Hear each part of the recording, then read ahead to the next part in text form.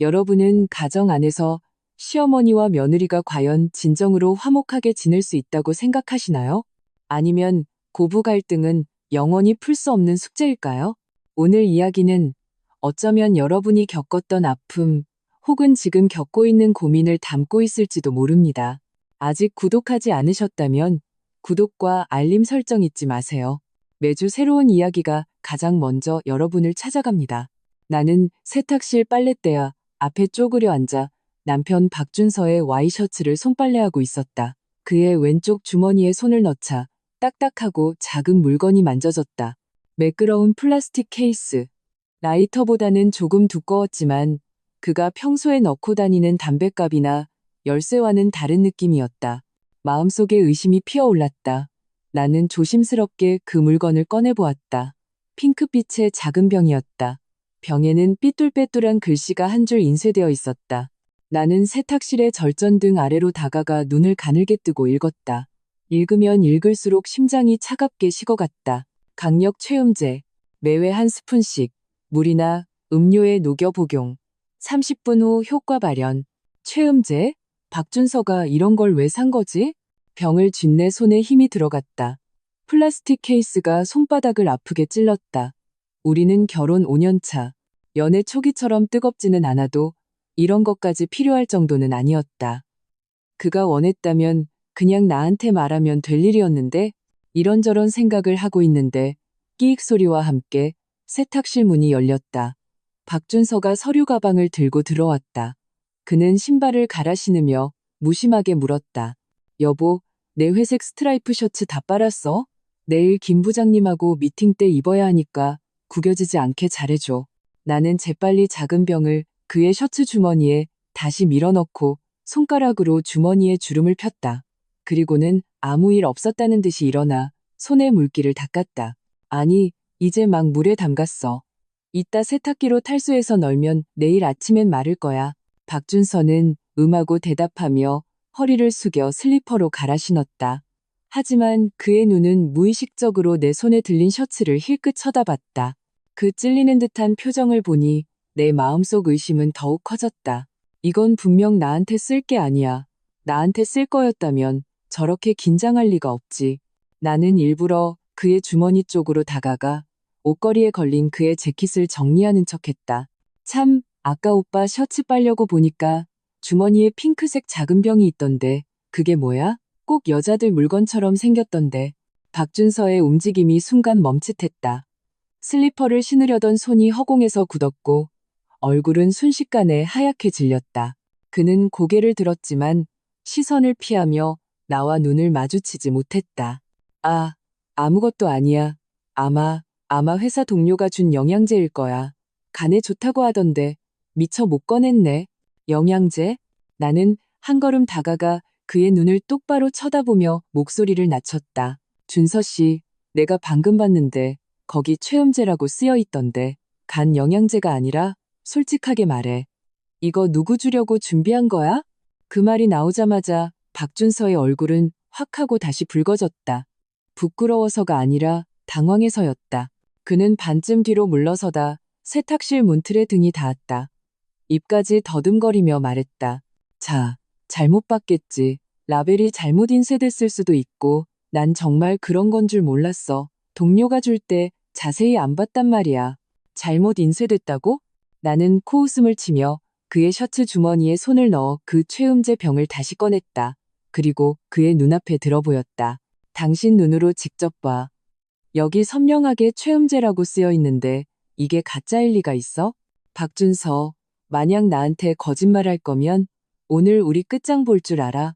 궁지에 몰린 박준서는 두 손으로 머리를 쥐어뜯었다. 이마에는 식은땀까지 송골송골 맺혔다. 마침내 그는 목소리를 낮추며 마치 도둑처럼 속삭였다.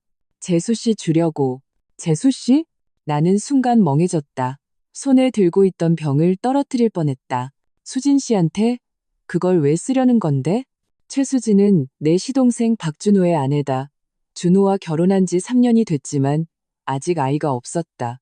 시어머니는 돼 있는 일을 입에 달고 사셨고 매일같이 수진 씨에게 눈치를 줬다. 때로는 알도 못 낳는 암탈기라며 빈정거리기도 했다. 수진 씨는 성격이 유순해서 매번 참고만 있을 뿐 반박 한마디 하지 못했다.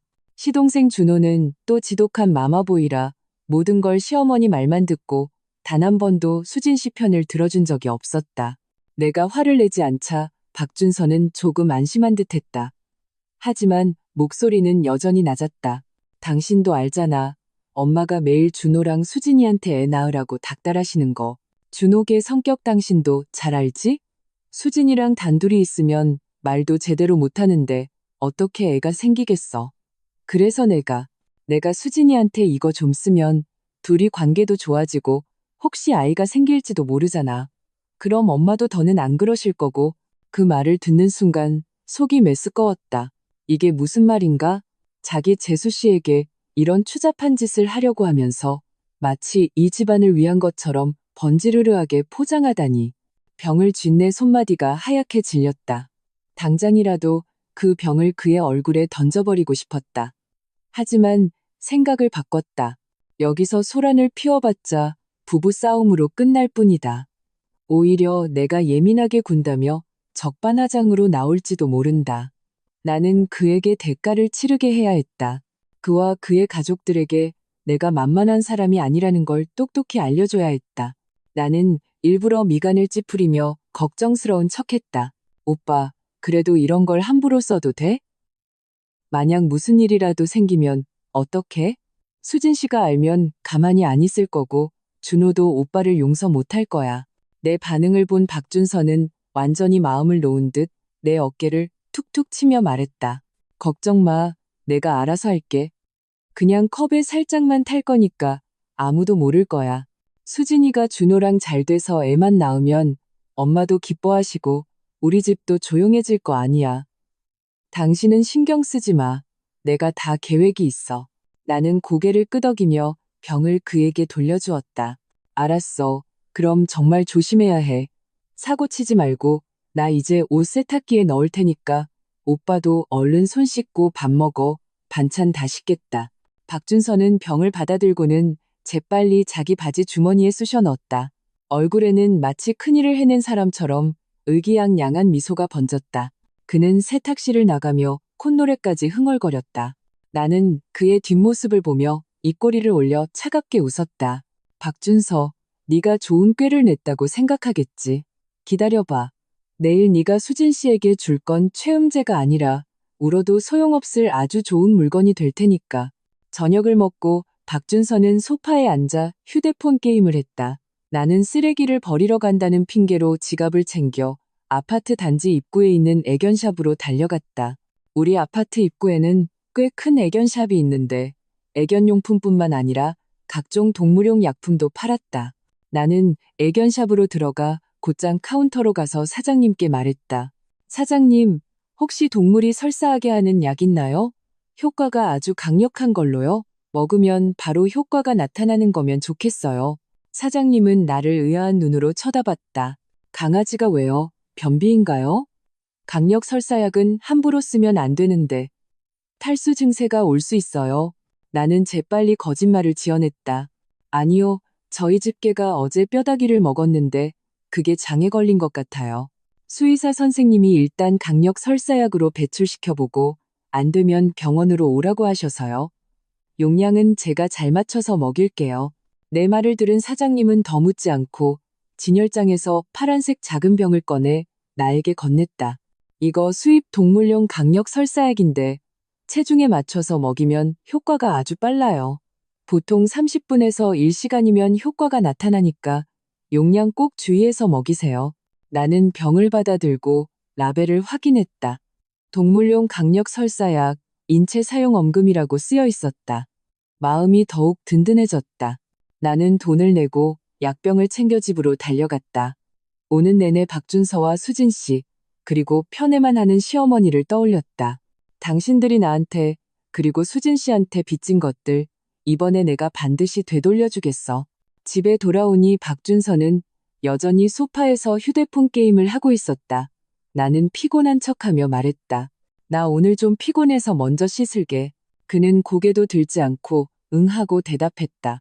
나는 최음제병과 방금 사온 설사약을 들고 화장실로 들어갔다. 문을 잠근 후 최음제 병뚜껑을 열어 안에 하얀 가루를 전부 화장실 쓰레기통에 쏟아버렸다. 그리고 설사약 가루를 그 병에 조금씩 채워 넣었다.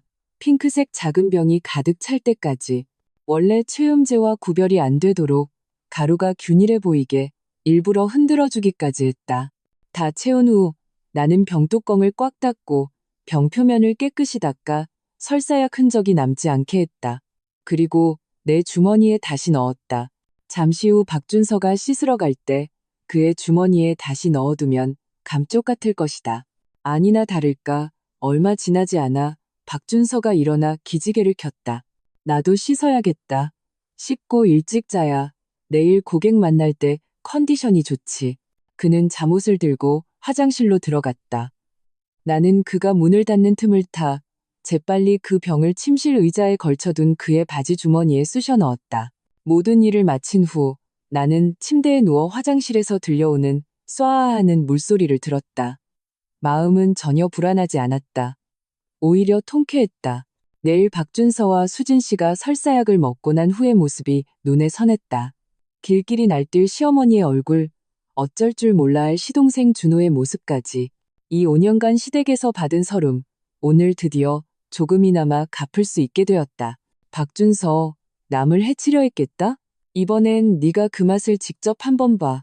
다음 날 아침 나는 주방의 새소리 알람에 잠을 깼다. 눈을 떴을 때 박준서는 이미 셔츠를 입고 침대 가장자리에 앉아 넥타이를 매고 있었다.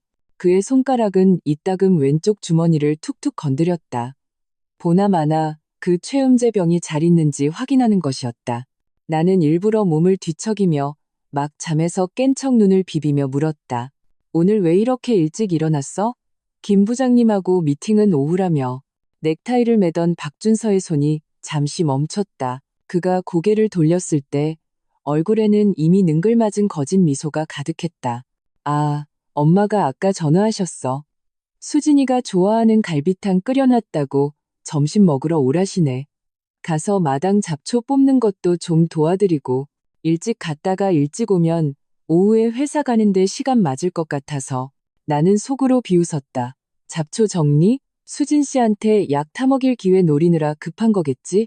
하지만 얼굴에는 전혀 티를 내지 않고 이불을 걷고 일어났다. 그래? 그럼 내가 지금 아침 차릴게. 당신 씻고 나오면 바로 먹을 수 있어. 나는 슬리퍼를 끌고 주방으로 들어갔다. 냉장고에서 계란을 꺼낼 때 박준서가 화장실로 들어가면서 바지 주머니를 앞으로 슬쩍 당기는 것을 곁눈질로 보았다. 그 약병이 떨어질까봐 걱정하는 모양이었다.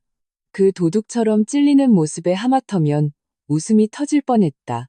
만약 그 주머니에 든 것이 창자가 끊어질 듯한 동물용 설사약이라는 걸 알았다면 아마 지금 서 있지도 못했을 것이다. 아침으로 나는 김치찌개와 계란말이를 했다. 식탁에 음식을 차릴 때 박준서는 휴대폰으로 시어머니에게 메시지를 보내고 있었다. 빠르게 타자를 치는 그의 입가에는 더이한 미소가 걸려 있었다. 나는 그의 손에 젓가락을 쥐어주며 말했다. 얼른 먹어. 찌개 식겠다. 어머니가 재촉하시면 우리 먹고 바로 가자. 응, 알았어. 박준서는 휴대폰을 주머니에 넣고 젓가락을 들었지만 거의 먹지 않았다. 그의 눈은 계속 벽에 걸린 시계를 힐끔거렸다. 누가 봐도 마음이 콩밭에가 있었다. 나는 일부러 계란말이를 하나 더 그의 밥그릇에 올려주었다. 많이 먹어. 오후에 미팅도 있고 저녁엔 고객이랑 술 마셔야 할지도 모르는데 빈속이면 안 되잖아. 내 말 속에 담긴 힘을 써야 할 테니라는 뜻을 그는 알아채지 못하고 오히려 고개를 들어 나를 보며 웃었다. 역시 우리 와이프가 최고야. 이번 계약만 성사되면 내가 새 가방 하나 사줄게. 나는 국그릇을 들어 한 모금 마시며 속에서 치밀어 오르는 역겨움을 눌렀다. 예전에도 그는 늘 이런 빈말을 했다. 매번 나는 그걸 진심으로 믿었다. 하지만 결과는 늘 고객이 계약을 안 해서 돈이 없다거나 엄마 병원비에 보태야 한다는 것이었다. 이제 와서 들으니 그저 비웃음만 나올 뿐이었다. 나는 담담하게 대답했다. 필요 없어. 집에 있는 가방도 충분해. 그 돈으로 당신 몸에 좋은 거나 사 먹어. 박준서는 잠시 멈칫했다. 내가 이렇게 말할 줄은 몰랐던 모양이다. 하지만 그는 깊이 생각하지 않고 내가 예의상하는 말이라고 여겼다. 그는 다시 시계를 쳐다봤다. 안 되겠다. 빨리 먹어야지. 엄마가 수진이 오늘 오전에 쉰다고 집에 있다더라. 우리 일찍 가서 도와드려야지. 나는 속으로 다 알고 있었다. 그는 돕는 게 문제가 아니라 늦게 가서 수진 씨가 외출이라도 하면 약을 탈 기회를 놓칠까봐 안절부절 못하는 것이었다. 밥그릇을 내려놓자마자 박준서의 휴대폰이 울렸다. 시어머니였다. 그가 전화를 받는 순간 목소리는 금세 아양 떠는 투로 바뀌었다. 네, 엄마. 아, 저희 이제 막 아침 먹고 있었어요. 금방 갈게요. 재촉하지 마세요. 네, 수진이 있다고요? 알겠습니다. 갈비탕 불 끄지 마세요. 저희 도착하면 바로 먹게. 네, 이따 뵐게요. 전화를 끊자마자 그는 재킷을 허둥지둥 챙겨 입었다. 엉덩이에 불이라도 붙은 듯한 모습이었다. 나는 느긋하게 그릇을 치우며 일부러 물었다. 과일이라도 좀 사갈까? 어제 산 포도 되게 달던데? 수진 씨가 포도 좋아하잖아. 박준서의 발걸음이 멈칫했고 그의 눈빛이 흔들렸다. 내가 따라가는 것이 약을 타는데 방해가 될까봐 걱정하는 게 틀림없었다. 역시나 그는 바로 손사래를 쳤다. 아냐, 아냐, 어머니 댁에 다 있어. 당신 피곤하면 가지 마. 집에서 쉬어. 내가 점심 먹고 바로 데리러 올게. 나는 속으로 웃으며 겉으로는 배려하는 척했다. 괜찮아. 같이 가자. 가서 어머니 설거지도 좀 도와드리고. 수진 씨 혼자 하면 힘들잖아. 그 말이 나오자 박준서의 얼굴이 순간 굳어졌다. 그는 머리를 극적이며 우물쭈물 말했다. 아냐, 그러지 마. 어제 빨래하느라 힘들었잖아. 집에서 푹 쉬어. 마당 정리는 나랑 준호 둘이서도 충분해. 수진이는 엄마랑 주방에 있을 테니 당신 손 안 빌려도 돼. 그가 안절부절 못하는 모습을 보니 더 이상 놀리면 의심할 것 같았다. 나는 들고 있던 그릇을 내려놓고 손을 닦았다. 알았어. 그럼 집에서 기다릴게. 점심때 엄마한테 나 대신 잘 말씀드리고 저녁엔 같이 가서 먹자. 어제 엄마 드리려고 산 혈압약도 가져가야겠다. 내가 가지 않겠다고 하자 박준서는 눈에 띄게 안도의 한숨을 내쉬었다. 그의 얼굴에는 다시 그 의기양양한 미소가 떠올랐다. 알았어. 그럼 나 먼저 간다. 점심때 전화할게. 그는 현관으로 걸어가 신발을 신으면서도 왼쪽 주머니를 슬쩍 만져 약병이 있는지 다시 확인하고 문을 열었다. 나는 그를 문 앞까지 배웅했다. 그가 계단을 내려가는 발걸음은 거의 날아갈 듯 가벼웠다. 아파트 현관을 나설 때는 휘파람까지 부는 소리가 들렸다. 마치 수진 씨가 이미 자기 덫에 걸려들었고 자기는 곧 큰 공을 세워 시어머니를 기쁘게 해드릴 수 있다는 듯한 확신에 찬 모습이었다. 나는 문틀에 기대어 그의 차가 아파트 단지를 빠져나가는 것을 지켜보다가 천천히 문을 닫았다. 거실로 돌아와 서랍에서 어제 버리지 않은 최음제 포장지를 꺼냈다. 어제 가루를 버리면서 일부러 남겨둔 것이었다. 위에는 아직 강력 최음제라는 글씨가 선명했다. 이건 나중에 아주 유용하게 쓰일 거야. 나는 포장지를 지갑 가장 깊숙한 곳에 넣고 휴대폰을 꺼내 친구 유나와의 채팅창을 열었다. 오늘 밤 대박 사건 터질 거야. 축하 파티 준비해놔. 유나에게서 바로 답장이 왔다. 왜? 그 인간 쓰레기 드디어 X되는 거야? 나는 웃으며 두고 봐. 라고 답장을 보내고 휴대폰을 주머니에 넣었다. 주방으로 걸어가 싱크대에 쌓인 설거짓거리를 보았다. 평소 같았으면 바로 치웠겠지만 오늘은 나를 위해 커피 한 잔을 타서 소파에 앉아 천천히 마셨다. 예전의 시댁에서 나는 소처럼 일만 했다. 새벽 5시에 일어나 아침밥을 하고 밤에는 식구들이 모두 잠든 후에야 겨우 쉴 수 있었다. 끝없는 빨래, 끝없는 청소, 시어머니의 눈치, 박준서의 거짓말. 지금 생각해보니 참 바보같이 살았다. 오늘 나는 똑똑히 볼 것이다. 박준서가 온갖 수를 써서 수진 씨에게 최음제를 먹이려다 결국 설사약을 마시게 되었을 때 어떤 표정을 지을지 손주 타령을 입에 달고 살던 나의 시어머니가 수진 씨가 앞으로 아이를 가질 수 없게 되었다는 걸 알면 박준서에게 어떻게 화를 낼지, 그리고 그 마마보이 시동생 준호가 아내는 불임이 되고 형은 사고를 쳤을 때 과연 예전처럼 시어머니 뒤에 숨기만 할지 커피를 반쯤 마셨을 때 휴대폰이 울렸다. 택배 기사님이었다. 내가 주문한 홈캠이 도착했다고 했다. 어제 일부러 주문한 것이었다. 거실과 현관에 설치해서 나중에 박준서와 시어머니가 내가 일부러 자신들을 해쳤다며 뒤집어 씌우는 것을 막기 위해서였다. 이제 증거가 있으니 그들은 발뺌할 수 없을 것이다. 나는 아래층으로 내려가 택배를 받아왔다. 포장을 뜯어보니 카메라는 작고 눈에 띄지 않았다. 거실 콘센트 옆에 설치하기에 딱 좋았다. 오늘 밤 박준서가 돌아오면 몰래 설치할 것이다. 앞으로 그 집안의 더러운 일들을 하나하나 기록해둘 것이다. 이혼할 때 그들이 반박할 여지조차 없게 만들 것이다. 이런 생각을 하니 나는 휴대폰을 들어 시간을 다시 확인했다. 벌써 오전 10일시였다. 아마 박준서는 지금쯤 시댁에 도착했을 것이다. 어쩌면 수진 씨의 국그릇에 재료를 넣고 있을지도 모른다.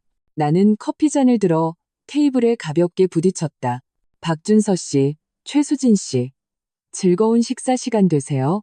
저녁, 나는 마스크팩을 붙이고 소파에 누워 텔레비전을 보고 있었다. 손에는 리모컨을 들고 채널을 계속 돌렸지만 사실 정신은 화면에 없었다. 점심때 박준서가 시댁에 간 이후로 그는 나에게 메시지 한 통 보내지 않았다. 시댁에 도착했다는 연락조차 없었다. 나는 일부러 그에게 전화하지 않았다. 카톡 메시지 하나 보내지 않았다. 마음속으로는 훤히 꿰뚫고 있었다. 그는 지금쯤 공을 인정받느라 바쁘거나 수진 씨의 반응을 살피느라 정신없을 것이다. 나 같은 외부인에게 신경 쓸 겨를이 어디 있겠는가.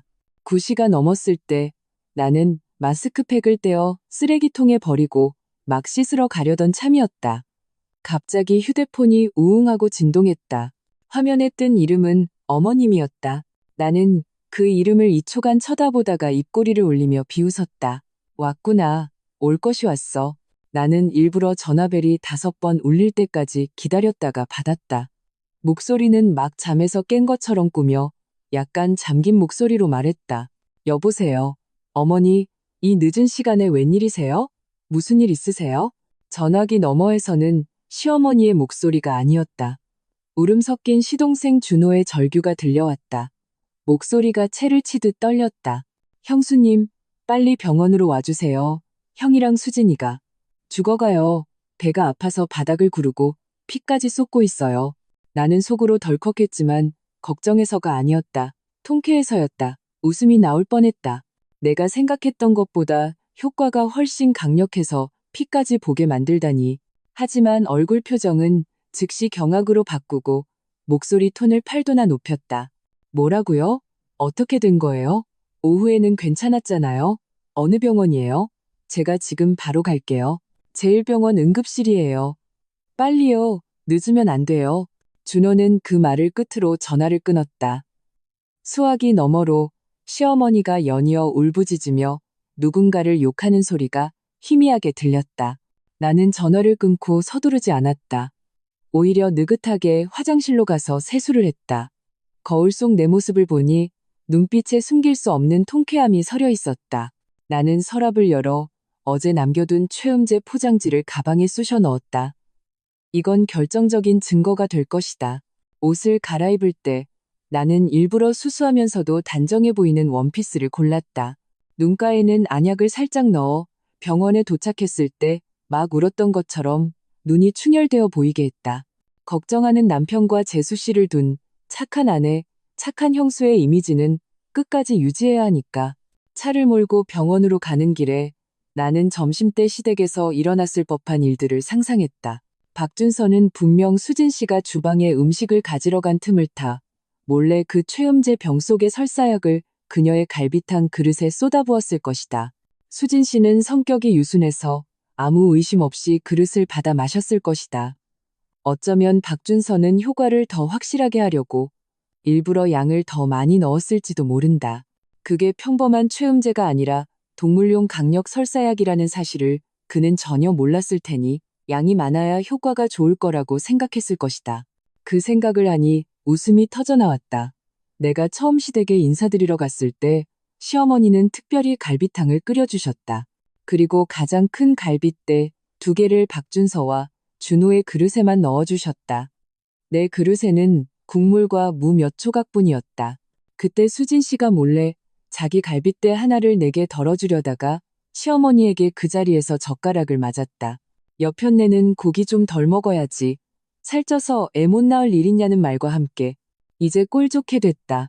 그토록 손주를 바라던 착한 며느리가 그 귀한 큰아들이 타준 약을 먹고 죽을 만큼 아파하고 있으니 이게 바로 인과응보가 아니고 무엇이겠는가. 20분 후 나는 병원 응급실 건물 앞에 차를 세웠다. 차에서 내리자마자 복도에서 시어머니의 울부짖음이 들려왔다. 아이고, 내 아들아, 네가 왜 이렇게 팔자가 사납냐. 뭘 잘못 먹은 게냐. 엄마가 당장 범인 찾아다 복수해줄게. 나는 서둘러 안으로 들어갔다. 응급실 로비에 들어서자마자 아수라장이 눈에 들어왔다. 시어머니는 바닥에 주저앉아 허벅지를 치며 울고 있었고 머리는 닭 둥지처럼 헝클어져 있었다. 준호는 옆에서 벽을 짚고 서 있었는데 얼굴이 새하얗게 질려 입술에 핏기가 하나도 없었다. 언제 쓰러져도 이상하지 않을 모습이었다. 조금 떨어진 곳에 처치실 문 앞에서 간호사 2명이 이동식 침대를 밀고 안으로 급히 들어가고 있었다. 침대에는 박준서와 수진 씨가 누워 있었다. 박준서는 고통에 몸을 웅크리고 있었고 이마에 땀으로 머리카락이 다 젖어 있었다. 입에서는 흐 하는 신음이 새어나왔다. 수진 씨는 더 심각했다. 얼굴이 종이처럼 하얗고 두 손으로 배를 꽉 움켜쥐고 있었다. 눈물은 뺨을 타고 계속 흘러내렸고 바지에는 갈색 얼룩이 묻어 있었다. 아무래도 실금한 모양이었다. 나는 재빨리 달려가 시어머니 곁에 쭈그려 앉아 걱정스러운 척하며 그녀를 부축했다. 어머니, 진정하세요. 의사 선생님은요? 들어가서 보셨어요? 도대체 어떻게 된 거예요? 점심때만 해도 괜찮았잖아요. 시어머니는 내게 부축을 받자마자 내 팔을 꽉 잡았다. 손톱이 내 살을 파고들 것 같았다. 그녀는 울면서 말했다. 누가 알았겠니? 점심 먹고는 괜찮았는데 오후 2시쯤 되니까 수진이가 배 아프다고 하더라. 난 그냥 체한 줄 알고 좀 누워있으라고 했지? 근데 저녁 때 되니까 준서까지 아프기 시작하는 거야. 둘 다 점점 더 심하게 아파하더니 피까지 쏟더라. 그래서 얼른 구급차 불러서 왔지. 의사가 상태가 안 좋다고 긴급 처치가 필요하대. 나는 그녀의 말에 맞장구를 치며 일부러 박준서 쪽을 힐끗 쳐다보며 말했다. 혹시 점심때 드신 갈비탕에 문제가 있었던 거 아닐까요? 어머니, 끓이실 때 재료 신선한지 확인하셨어요? 아니면 누가 실수로 뭘 빠뜨렸다거나. 그 말이 나오자 준호가 갑자기 하는 소리를 냈다. 그의 얼굴은 더욱 하얘졌고 벽을 짚은 손이 떨리기 시작했다. 나는 속으로 걸렸구나. 준호가 뭔가를 본 게 틀림없어라고 생각했다. 나는 재빨리 그를 추궁했다. 도련님, 혹시 뭐 하시는 거 있으세요? 점심때 형님이 수진 씨한테 뭘 건네주거나 아니면 두 분이 다른 걸 드셨다거나 하는 거요. 준호는 입을 열었지만 목소리가 심하게 떨렸다. 점심때 형이 수진이 탕 그릇에 하얀 가루 같은 걸 뿌리는 걸 봤어요. 제가 그게 뭐냐고 물으니까 형이 엄마가 수진이 몸보신하라고 준 보약이라고 했어요. 임신 잘 되게 하는 거라고?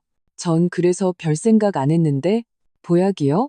나는 주위 사람들이 다 들을 수 있도록 일부러 목소리를 높였다. 무슨 보약이요? 어머니, 형님한테 수진 씨 보약 챙겨주라고 하셨어요? 전 왜 몰랐죠? 시어머니는 잠시 멍하니 있다가 즉시 고개를 저었다. 목소리가 날카로워졌다.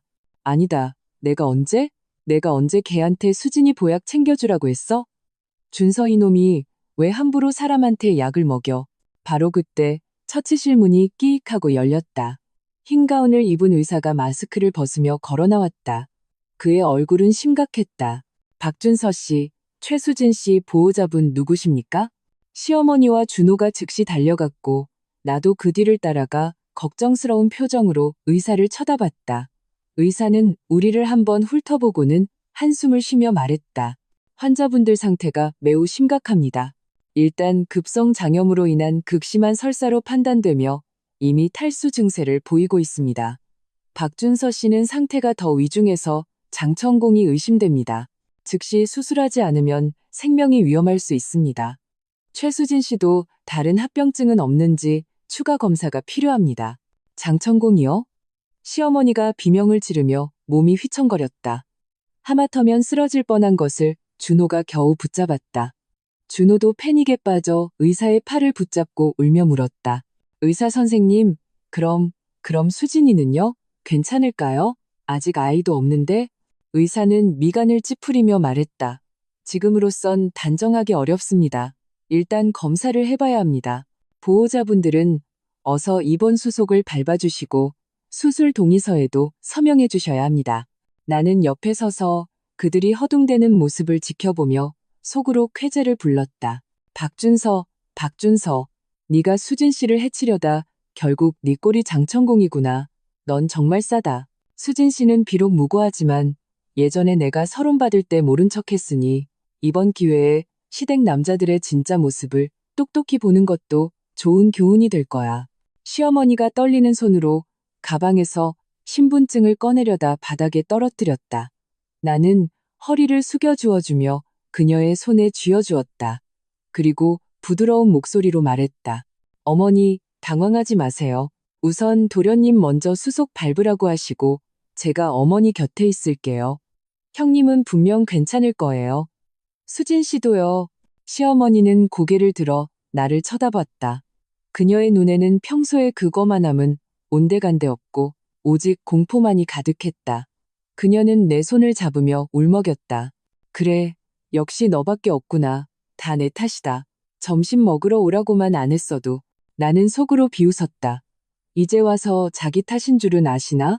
예전에 박준호 편들면서 나랑 수진 씨 무시할 때는 이런 날이 올 줄 몰랐겠지. 바로 그때 준호가 갑자기 읍 하는 소리를 내며 몸을 휘청거리더니 그대로 바닥으로 쓰러졌다. 주위 사람들이 모두 비명을 질렀다. 나는 재빨리 옆으로 비켜 그에게 부딪히지 않도록 했다. 의사가 달려와 그의 인중을 누르며 말했다. 극심한 긴장과 저혈당 쇼크인 것 같습니다. 일단 옆에 의자로 옮겨서 쉬게 하세요. 나는 바닥에 쓰러진 준호와 하늘이 무너진 듯 우는 시어머니, 그리고 처치실 안에서 생사를 오가는 박준서와 수진 씨를 번갈아 보며 입꼬리가 저절로 올라가는 것을 참을 수 없었다. 좋은 구경은 이제 막 시작됐을 뿐이야. 간호사가 곧 달려와 국수처럼 흐느적거리는 준호를 부축해 옆 관찰실로 데려갔다. 그의 눈은 여전히 처치실 문을 멍하니 바라보며 입으로는 수진아 하고 중얼거리고 있었다. 그 모습이 가엾어 보이긴 했지만 나는 조금도 동정심이 들지 않았다. 예전에 수진 씨가 시어머니에게 알도 못 낳는 년이라는 욕을 들을 때 그는 왜 한마디도 나서지 않았는가?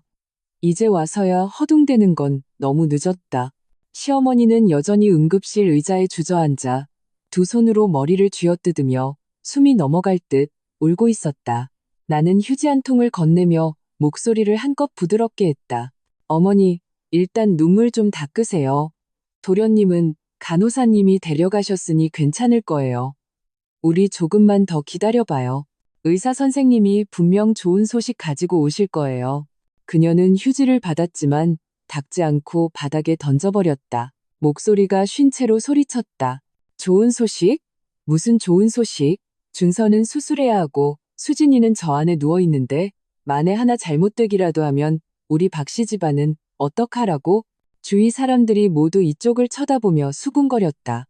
나는 재빨리 몸을 낮춰 그녀를 가려주는 척하며 작은 목소리로 말했다. 어머니, 여기 사람 많아요. 남들 구경거리 되지 말고 일단 진정하세요. 의사 선생님 나오시면 그때 얘기해요. 그 말은 효과가 있었다. 시어머니는 코를 훌쩍이며 더는 소리치지 않았다. 다만 어깨는 여전히 들썩이고 있었다. 나는 속으로 계산했다. 이제 수진 씨 검사 결과도 나올 때가 됐어. 이게 진짜 하이라이트지. 시어머니가 3년을 기다린 손주를 평생 볼 수 없게 됐다는 걸 알면 과연 어떤 꼴로 미쳐 날뛸까?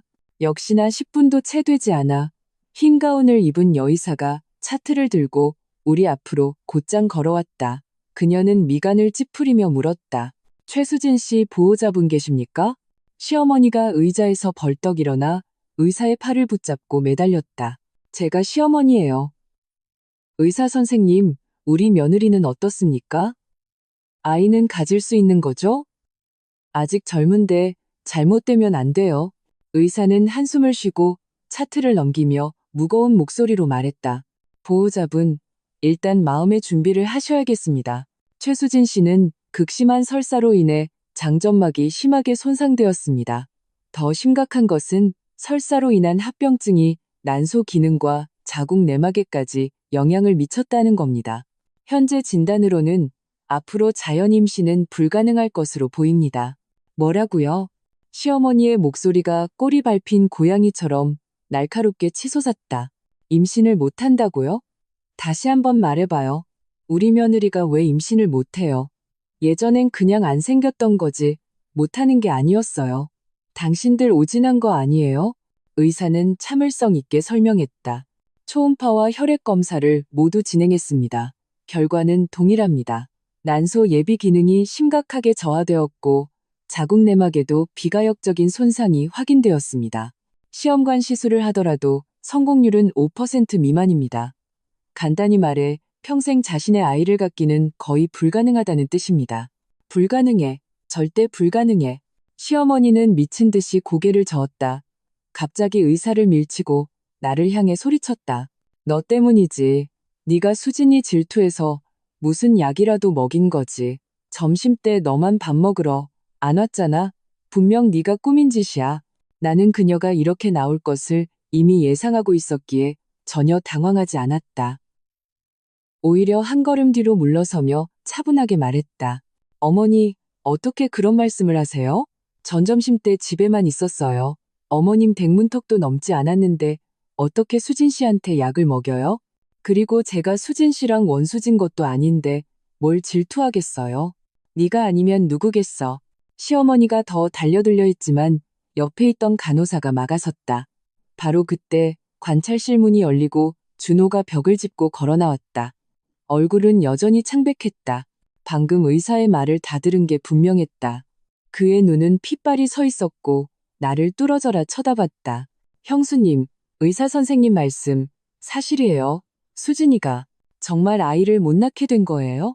나는 그의 꼴을 보며 속으로 비웃었지만 겉으로는 어쩔 수 없다는 듯 말했다. 의사 선생님이 저렇게 말씀하시니 사실이겠죠. 도련님, 너무 상심하지 마세요. 혹시 다른 방법이 있을지도 모르잖아요. 다른 방법? 무슨 방법? 준호가 갑자기 흥분하며 달려와 내 팔을 잡았다. 형 때문이죠. 형이 수진이한테 뭘 먹인 거죠? 점심때 제가 봤어요. 형이 수진이 탕에 가루를 뿌리는 거. 엄마가 준 보약이라고 했단 말이에요. 엄마, 말 좀 해보세요. 사실이에요? 시어머니는 그의 추궁의 몸을 움찔하며 시선을 피했다. 나는 보약주라고 한 적 없어. 그럼 형이 혼자 꾸민 짓이네요. 준호는 내 팔을 확 놓고 수술실 쪽으로 달려갔다. 그는 울부짖었다. 내가 가서 물어볼 거야. 왜 수진이를 해치려고 했는지? 왜? 간호사가 급히 그를 막아섰다. 진정하세요. 안에서는 지금 수술 중입니다. 들어가시면 안 돼요. 바로 그때 수술실의 등이 꺼지고 문이 열렸다.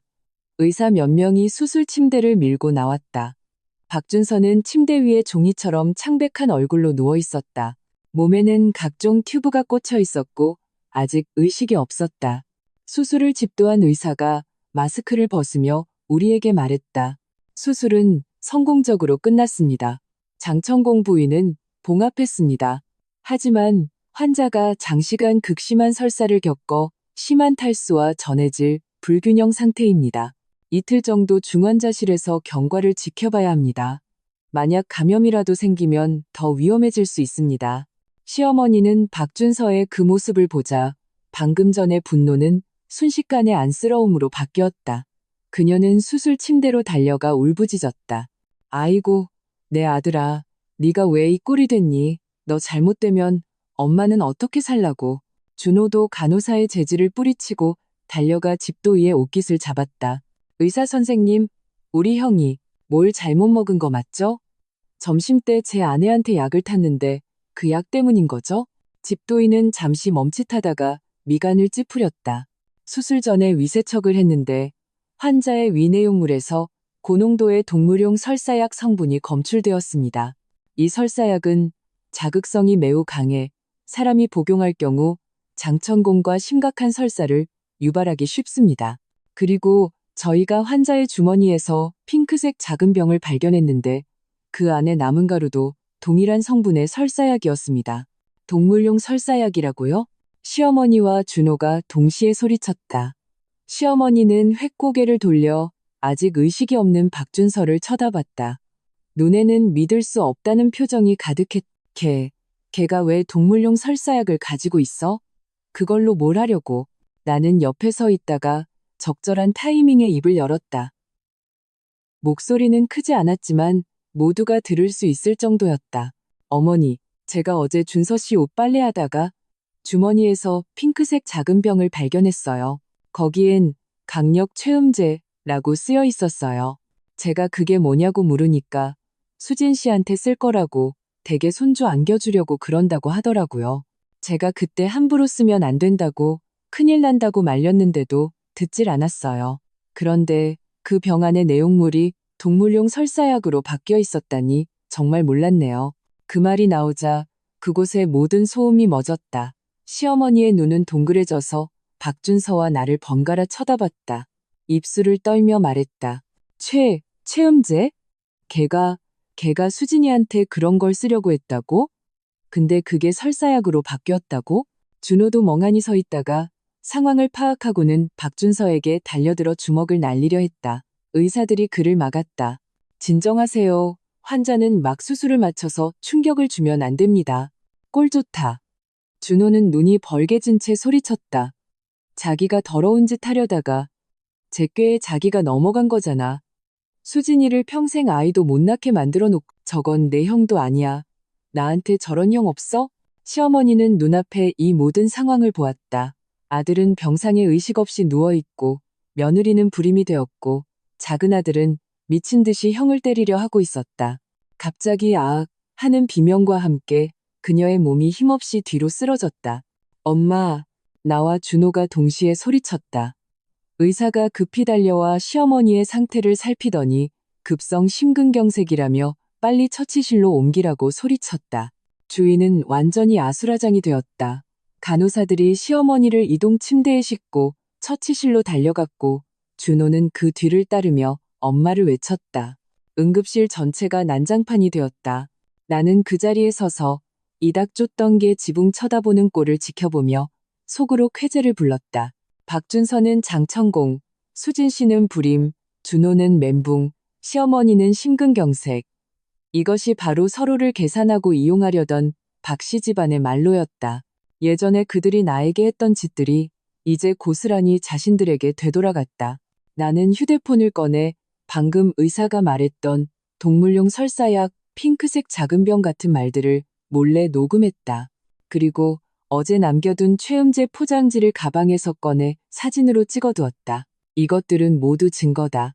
나중에 이혼할 때 박준서를 빈털터리로 내쫓기에 충분한 증거들이다. 그때 내 휴대폰이 울렸다. 친구 유나였다. 나는 복도 끝으로 가서 전화를 받았다. 목소리에 웃음기를 감출 수 없었다. 여보세요, 유나야. 구경 시작됐어. 우리가 생각했던 것보다 훨씬 더 재밌어. 시어머니는 응급처치 후 일반 병실로 옮겨졌다. 의사는 일단 위험한 고비는 넘겼지만 절대 안정을 취해야 하고 더 이상 충격을 받으면 안 된다고 했다. 나는 다음 날 아침 직접 끓인 흰죽을 들고 병원을 찾았다. 이 걸음이 결코 순탄치 않으리라는 것을 잘 알고 있었다. 시어머니 성격상 모든 잘못을 내게 떠넘기지 않고는 절대 분이 풀리지 않을 테니까. 병실 문 앞에 다다르자 안에서 준호의 억눌린 울음소리와 시어머니의 날카로운 욕설이 들려왔다. 다 그 재수없는 년 때문이야. 걔만 아니었으면 우리 준서가 수술을 해. 수진이가 애를 못 낳아. 내가 여기 누워있겠어. 당장 가서 걔 끌고 와. 내가 가만 안 둬. 나는 문을 열고 들어갔다. 얼굴에는 딱 알맞은 정도의 걱정을 띄우고 보온병을 침대 옆 탁자에 내려놓았다. 어머니, 깨셨어요? 의사 선생님이 당분간은 부드러운 음식 드셔야 한대서 제가 흰죽 좀 끓여왔어요. 따뜻할 때 좀 드세요. 시어머니는 나를 보자마자 눈을 동그랗게 떴다. 침대에서 벌떡 일어나려 발버둥 치는 바람에 손에 꽂힌 링거줄이 심하게 흔들렸다. 네가 여길 어디라고 와? 우리 집 망하는 꼴 구경하러 왔니? 이 불행덩어리. 네가 시집 온 뒤로 우리 집에 좋은 날이 하루도 없었어. 이제 준서는 중환자실에 누워있고 수진이는 애도 못 낳고 나까지 죽을 뻔했어. 다 너 때문이야. 나는 서둘러 반박하지 않았다. 대신 국자를 들어 죽을 한술 떠서 식힌 다음 그녀의 입가로 가져갔다. 어머니, 일단 죽부터 드세요. 화내시다가 몸 상하면 어떡해요. 하실 말씀은 기운 차리신 다음에 하세요. 안 먹어. 그녀는 내 손을 세게 내리쳤다. 죽그릇이 쨍그랑 소리를 내며 바닥에 떨어져 주갈이 사방으로 튀었다. 옆에 있던 준호가 급히 쭈그려 앉아 치우기 시작했다. 그는 고개를 푹 숙인 채 아무 말도 하지 못했다. 나는 바닥의 난장판을 보고 천천히 몸을 일으켰다. 얼굴에서 미소를 거두고 목소리도 차갑게 바꾸었다. 어머니, 음식은 함부로 버려도 되지만 말은 함부로 하시면 안 되죠. 제가 박준서 씨랑 결혼한 5년 동안 집안일은 제가 다 했고 어머님 혈압약은 제가 제때 사다 드렸고 도련님 결혼할 때 예단비 3천만 원도 제가 보탰어요. 그런데 이제 와서 제가 불행 덩어리라고요? 어머님 양심에 부끄럽지 않으세요? 그딴 소리 집어치워. 시어머니는 거친 숨을 몰아쉬며 내 코를 손가락으로 가리켰다. 네가 아니면 누구겠어? 준서가 왜 동물용 설사약을 가지고 있었겠어? 분명 네가 몰래 바꿔치기 한 거야. 넌 수진이 질투해서 우리 박씨 집안대를 끊으려고 작정한 거야. 드디어 본론이 나왔다. 나는 가방에서 휴대폰을 꺼내 이전에 녹음해둔 의사의 음성 파일을 틀었다. 볼륨은 최대로 키웠다. 환자의 위 내용물에서 고농도의 동물용 설사약 성분이 검출되었습니다. 그리고 저희가 환자의 주머니에서 핑크색 작은 병을 발견했는데 그 안에 남은 가루도 동일한 성분의 설사약이었습니다. 음성 파일 재생이 끝나자 나는 휴대폰을 주머니에 넣고 그 구겨진 최음제 포장지 사진을 꺼내 침대 탁자 위에 던졌다. 어머니, 똑똑히 보세요. 이게 박준서 씨 주머니에 있던 그 핑크색 병의 원래 포장지예요. 위에는 강력 최음제라고 쓰여 있죠. 제가 그저께 빨래하다가 발견했어요. 본인 입으로 수진 씨한테 쓸 거라고 댁에 손주 안겨주려고 그런다고 했어요. 제가 그때 그런 거 함부로 쓰면 큰일 난다고 말렸는데도 듣질 않고 기어이 어머님 댁에 가져간 거예요. 그런데 그 약이 설사약으로 바뀌었다면 그 사람이 직접 잘못 가져갔거나 아니면 수진 씨를 해치려다 일이 잘못돼서 자기도 당한 거라고는 생각 안 해보셨어요? 나는 잠시 말을 멈추고 옆에 있는 준호를 힐끗 쳐다보며 일부러 목소리를 높였다. 그리고 무엇보다 그날 점심때 전어머님 댁에 가지도 않았어요. 도련님이 증인이에요. 수진 씨가 마신 탕은 어머님이 직접 끓이셨고 약은 박준서 씨가 직접 탔어요. 저랑은 눈꼽만큼도 상관없는 일이라고요. 그런데 지금 모든 잘못을 제게 떠넘기시는 건 혹시 그 귀한 아들 죄를 덮어주시려는 건가요? 바닥을 치우던 준호의 손이 순간 멈칫했다. 그는 고개를 들어 복잡한 눈빛으로 시어머니를 쳐다보며 작은 목소리로 말했다. 어머니, 형수님 말이 맞아요? 그날 점심때 형수님은 오지 않았어요. 형이 직접 가져온 게 맞다면 닥쳐. 시어머니가 날카롭게 그의 말을 끊었다. 이 한심한 놈, 내 마누라가 애도 못 낳게 됐는데 범인 잡을 생각은 안 하고 남의 편을 들어? 우리 집안이 어떻게 너 같은 배신자를 키웠냐? 엄마, 준호의 목소리도 커졌다. 그의 눈은 붉게 충혈되어 있었다. 수진이가 애를 못 낳게 된 건 다 형 때문이에요. 형이 몰래 수진이한테 약을 탔잖아요. 지금 형은 중환자실에 있고 엄마는 여기 누워있는데 제발 정신 좀 차리세요. 이건 우리 집안이 수진이한테 그리고 형수님한테 잘못한 거라고요. 너는 시어머니는 준호의 말에 기가 막힌 듯 가슴을 격하게 들썩였다. 얼굴이 순식간에 파랗게 질렸다. 그녀는 손을 들어 준호를 가리키며 욕을 하려 했지만 손을 들자마자 힘없이 아래로 툭 떨어뜨렸다. 그리고 눈을 뒤집으며 그대로 정신을 잃었다. 엄마? 준호가 급히 침대 곁으로 달려가 그녀의 이름을 외쳤다. 나는 옆에 서서 이 광경을 차갑게 지켜보았다. 도와줄 생각은 조금도 없었다. 아까 의사가 회진 돌 때 시어머니는 절대 감정적으로 흥분하면 안 된다고 신신당부했다. 그런데도 굳이 나를 욕하고 굳이 준호를 몰아세우다가 쓰러진 것은 순전히 자업자득이었다. 병실 밖에 간호사가 소란을 듣고 달려들어왔다. 시어머니의 맥박을 짚어보고 동공을 확인하더니 다급하게 소리쳤다. 안 되겠어요. 환자 심박수가 너무 빨라요. 빨리 응급처치실로 옮겨야 해요. 간호사 몇 명이 허둥지둥 시어머니를 이동 침대에 싣고 응급처치실로 밀고 갔다. 준호는 그 뒤를 따라 몇 걸음 뛰어가다가 뒤돌아 나를 한번 쳐다봤다. 그의 눈에는 깊은 피로와 무력감이 가득했다. 그는 결국 몸을 돌려 어머니를 따라갔다. 병실은 순식간에 조용해졌다. 바닥에 쏟아진 흰죽과 그 최음재 포장지 사진만이 남아있었다. 나는 쭈그려 앉아 포장지 사진을 삭제하고 녹음 파일을 소중하게 백업했다. 이것은 박준서의 더러운 속셈을 증명하는 철벽 같은 증거다. 이혼할 때 그가 아무 말도 못하게 만들 것이다. 나는 창가로 걸어가 간호사들이 시어머니의 침대를 밀고 복도 저편으로 사라지는 것을 지켜보았다. 마음에는 아무런 파문도 일지 않았다. 예전에 그가 나에게 했던 그대로 돌려받는 것뿐이다. 그는 나를 불행덩어리라고 욕했지만 정작 박씨 집안을 이 지경으로 만든 것은 그의 이기적인 두 아들과 아들만 위하는 그의 편애, 그리고 옳고 그름을 구분하지 못하는 그의 아집이었다. 그때 내 휴대폰이 울렸다. 중환자실 간호사였다. 박준서가 깨어났으니 보호자는 와달라고 했다. 나는 전화를 끊고 옷매무새를 가다듬었다. 얼굴에는 다시 평온한 표정을 띄었다. 이제 내 착한 남편을 만나러 갈 시간이다. 깨어난 후에는 또 무슨 말을 할지 한번 들어봐야지. 중환자실의 소독약 냄새는 응급실보다 훨씬 지독했다. 내가 문을 열고 들어갔을 때 박준서는 침대에 기대앉아 있었다. 얼굴은 여전히 창백했고 손에는 링거가 꽂혀 있었다. 나를 보자 그의 눈은 순식간에 핏발이 서며 붉어졌다. 목소리는 사포로 긁은 것처럼 쉬어 있었다. 너였지. 최음재를 설사약으로 바꾼 거. 너지? 왜 나한테 이런 짓을 한 거야? 나는 침대 곁으로 다가가 서두르지 않고 의자를 끌어다 앉았다. 가방에서 휴대폰을 꺼내 의사가 위내용물에서 동물용 설사약이 나왔다고 말하는 녹음 파일을 틀었다. 그리고 최음재 포장지 사진을 침대 탁자 위에 그의 눈앞으로 밀었다. 우선 똑똑히 봐.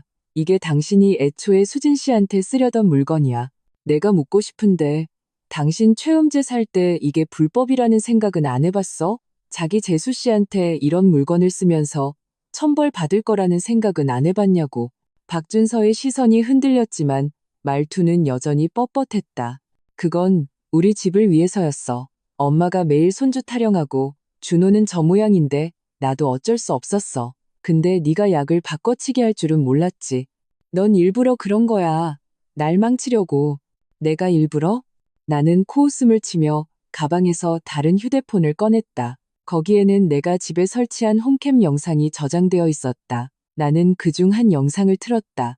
화면에는 그날 밤 내가 화장실에서 설사약을 바꾸는 장면이 담겨 있었다. 하지만 나는 내가 최음재를 발견하는 부분은 일부러 녹화하지 않고 약을 바꾸는 부분만 녹화했다. 내가 처음부터 계획적으로 접근한 것처럼 보이게 하기 위해서였다. 내 눈으로 직접 봐. 나는 휴대폰을 그의 앞에 내밀었다. 그래, 내가 일부러 바꿨어. 내가 내 그 더러운 속셈을 모를 줄 알았어? 이 5년간 네가 밖에서 다른 여자들이랑 시시덕거릴 때도 난 참았고 엄마가 매일 나한테 눈치 줄 때도 난 싸우지 않았어. 네가 집안 돈 몰래 빼서 준호 차 사주는데 보태줬을 때도 난 아무 말 안 했어. 하지만 너네서는 안 될 짓을 했어. 수진 씨한테 손을 대지 말았어야 했고 이런 저질스러운 수법으로 남의 인생을 망치려 들지 말았어야 했어. 네가 감히 그런 짓을 저질렀다면 오늘 같은 결과가 있을 거라는 것도 각오했어야지. 장천공은 네가 자초한 거고 수진 씨가 아이를 못 낳게 된 것도 네가 해친 거야. 나랑은 아무 상관없어. 박준서는 휴대폰 화면을 뚫어져라 쳐다봤다. 그의 얼굴은 점점 잿빛으로 변해갔고 입술을 떨며 아무 말도 하지 못했다. 한참이 지나서야 그는 갑자기 내 손을 잡았다. 말투는 애원하는 투로 바뀌어 있었다. 여보, 내가 잘못했어. 정말 잘못했어. 한 번만 더 기회를 줘. 다시는 안 그럴게. 우리 다시 잘 살아보자. 응? 잘 살아보자고? 나는 그의 손을 세게 뿌리치고 일어섰다. 말투는 단호했다. 박준서, 너무 늦었어. 네가 그 채음제를 주머니에 넣는 순간부터 우리 사이에 잘 사는 날은 끝난 거야. 내가 오늘 온 건 너한테 이혼 통보하러 온 거야. 이혼? 박준서의 눈이 순식간에 붉어졌다. 그는 침대에서 벌떡 일어나려 발버둥 쳤고 링거줄이 팽팽하게 당겨졌다. 안 돼. 난 동의 못해. 네가 감히 이혼하자고 하면 난 끝까지 물고 늘어질 거야. 너 한 푼도 못 가져가게 할 거라고. 네가 아직도 나랑 조건을 흥정할 자격이 있다고 생각해? 나는 가방에서 인쇄된 증거 목록을 한 부 꺼내 그의 몸 위로 던졌다.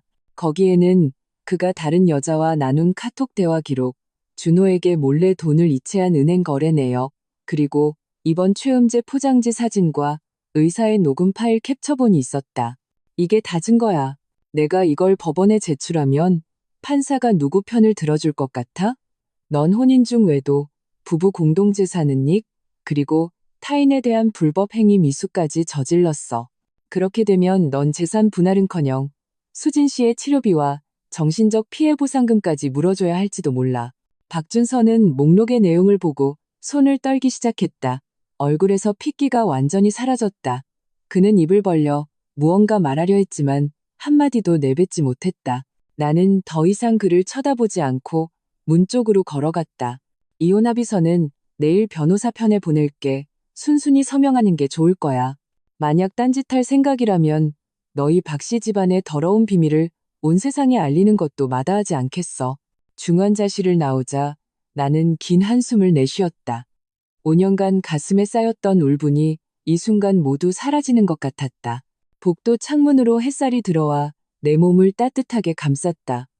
마치 나의 새로운 시작을 축하해주는 것 같았다. 다음 날 내 변호사는 이혼 합의서를 병원으로 보냈다. 박준서는 합의서에 명시된 부부 공동재산인 아파트와 자동차는 아내에게 귀속되며 남편은 예금 5천만 원을 분할받는다는 조항을 보고 기가 막혀 다시 쓰러질 뻔했다. 하지만 그는 내 변호사가 내민 증거들을 보고 결국 이를 악물고 서명했다. 법정까지 가면 자신이 더 비참해질 것이라는 걸 그도 알았기 때문이다. 시어머니는 병실에서 나와 박준서가 이혼 합의서에 서명했다는 소식을 듣고 울고불고 난리를 쳤다. 하지만 침대에서 내려오기도 힘든 그녀가 막을 방법은 없었다. 준호 쪽은 더 엉망이었다. 수진 씨는 자신이 아이를 낳을 수 없다는 사실을 알고 나서 당장 이혼을 요구하지는 않았지만 친정으로 돌아가 버렸다. 준호는 매일 시어머니 병원과 수진 씨 친정을 오가며 사죄하느라 사람이 반쪽이 되어 있었다. 박준서는 퇴원 후 집도 없이 그 5천만 원을 들고 시댁의 낡은 빌라로 들어갔다. 그는 수술 후 회복이 더뎌 수시로 병원에 가야 했고 병원비로 돈의 절반 이상을 썼다. 수진 씨에게 정신적 피해 보상금까지 물어주자 얼마 안가 빈털터리가 되었다. 예전에 그를 따르던 친구들은 이제 전화도 받지 않았다. 시어머니는 망가진 집안 꼴을 보며 매일 눈물로 세월을 보냈고 집안에서는 싸움이 끊이지 않았다. 반면 나는 이혼 후 2달 만에 원래 살던 아파트를 내가 좋아하는 밝은 톤의 가구로 새로 꾸몄다. 베란다는 내가 키우는 다육식물로 가득 채웠다. 예전에 사장 눈치만 보던 회사를 그만두고 내가 좋아하는 디자인 회사에 취직했다. 월급은 예전보다 적었지만 매일이 즐거웠다. 주말에는 유나를 만나 쇼핑을 하거나 영화를 보고 근교로 여행을 떠나기도 했다. 가끔 길을 걷다 보면 전기 자전거를 타고 시어머니 약을 사러 가는 준호를 우연히 마주치기도 했다. 그는 색이 바른 셔츠를 입고 머리는 헝클어진 채 예전에 자신만만하던 모습은 온데간데 없었다. 나는 아는 척하지 않고 그저 유나와 웃으며 계속 앞으로 걸어갔다. 그 불쾌했던 과거는 이미 내 머릿속에서 지워진 지 오래였다. 어느 날 밤 나는 새로 산 소파에 누워 창밖의 별을 보고 있었다. 손에는 따뜻한 우유 한 잔을 들고 있었다. 문득 이혼 후의 삶이 예전보다 훨씬 행복하다는 것을 깨달았다. 박준서의 거짓말도, 시어머니의 구박도, 박씨 집안의 그 지긋지긋한 문제들도 없어졌다. 나는 드디어 나 자신을 위해 살 수 있게 되었다. 앞으로의 날들에도 새로운 도전이 있을 거라는 걸 안다. 하지만 나는 두렵지 않다. 박씨 집안에서 그 끔찍한 일들을 겪으며 나는 이미 나 자신을 보호하는 법과 나의 행복을 쟁취하는 법을 배웠다. 나에게 상처를 줬던 사람들은 결국 모두 그에 합당한 벌을 받았다. 그리고 나는 이 통쾌함과 단단함을 가지고 앞으로도 계속 행복하게 살아갈 것이다.